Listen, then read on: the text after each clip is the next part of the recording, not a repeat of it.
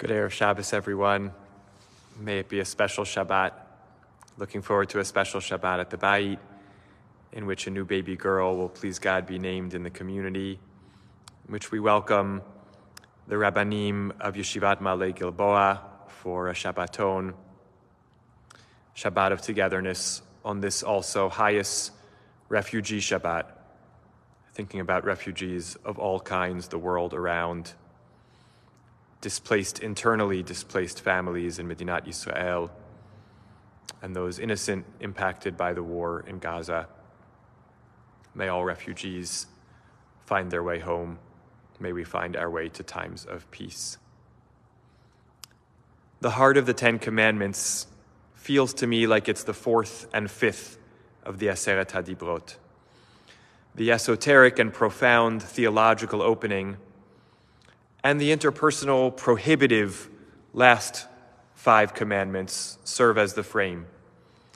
But the magnetic center is Zachor et Yom HaShabbat lekadsho and Kabed et Avicha ve'et imecha, the weekly command to center Shabbat in our lives, to focus on it and to experience it fully, and the, in certain ways, every moment command to invest in the weighty and profound relationship we have with those who give us life, no matter how that relationship ultimately evolves. Rav Shai held in his wonderful essays on Parashat Shavua, Heart of Torah, in the second essay on Parashat Yitro, does, as he often does, quotes from the wisdom of contemporary scholars of the Bible. And he quotes Walter Brueggemann, a Protestant Bible scholar who offers an insight that was new to me and really profound about the relationship between the fourth and the fifth commandment, between Shabbat and honoring our parents. What do these two things have to do with each other? Why are they juxtaposed? We may be familiar with the classic teaching that emerges from a pasuk later in the Torah, Ish imo va'aviv tira'u ve'et shabtotai tishmoru ani Hashem Elokechem. I think I got that right, maybe a word off. Every person should revere their father and mother and preserve the Shabbat. I am the Lord your God. And the Chachamim famously interpret the ascending order of these three phrases. Yes, honor your parents, but more than that, observe the Shabbat, because I am the Lord your God. And you and your parents are all subjugated to my command. And therefore, if parents were to command children to transgress a mitzvah in the Torah, we must choose that mitzvah over honoring our parents. It is not ultimately an honoring of our parents if it gets in the way of our shared responsibility to honor God and observe the Torah.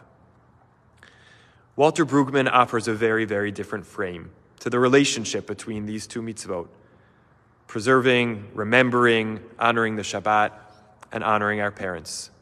And he says, the lesson of Shabbat, as it appears in the Ten Commandments, is to change the way we think about productivity, about work.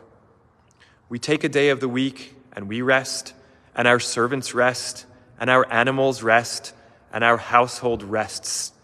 And we re-envision, re-understand that life is not simply just about the daily grind and what we produce and what we put into the world from an economic, capitalistic, productivity perspective.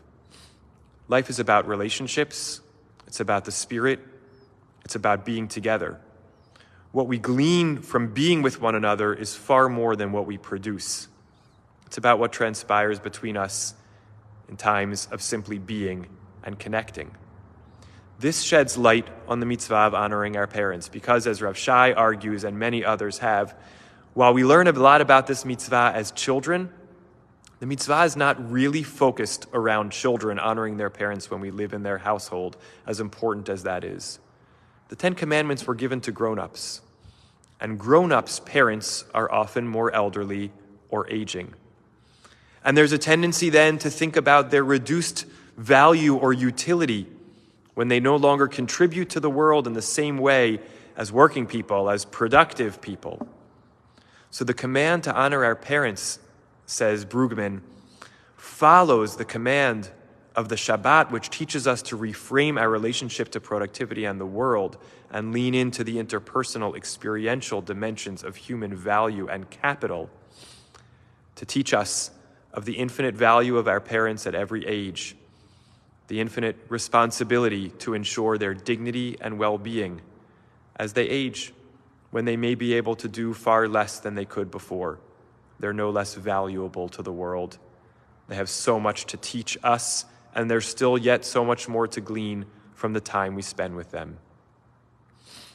May we take the pairing of these and Brueggemann's insight with us this Shabbat, to sit in the Shabbat and appreciate the gift of seeing each other as people in a spiritual sense, in a communal sense, and then take that out forward to our relationship with our parents, whether they're in this world or the next, and our relationship with all people, seeing them as ends and not means, as full lives in the Spirit of God to simply connect to and be with. Shabbat Shalom.